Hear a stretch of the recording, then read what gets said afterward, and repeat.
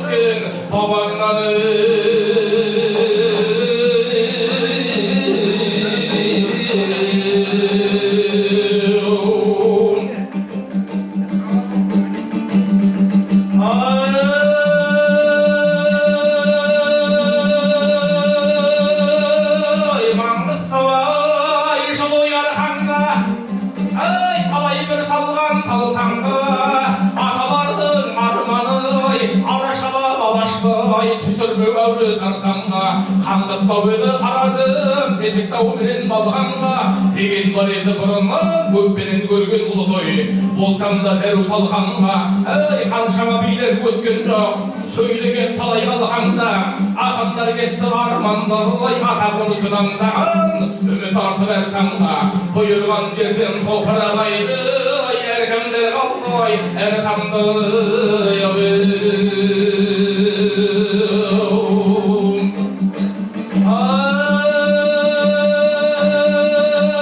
әркімнің де атағы ой бабасым, әуелгіде шыққан ай сағасым, көздерін ойлабай қарашым, ардақтасам ай айыппамы, ең абайдың ай баласы, арқасындағы әруақтың ата қонысай аталдым, Маңғыстаудың айдаласы ай бабаларға ай бұрынғы, кімдердің де болар ай таласы, әулиесі ай әркімнің әкесі менен ай анасы, тұқымын тектен ай деген сөз, әңгіме менің ай таласы, әруағында сыйлап ай ас берер, жетсе кімнің ай шамасы да келіп ай жатса да, біреудің жетпес ай санасы.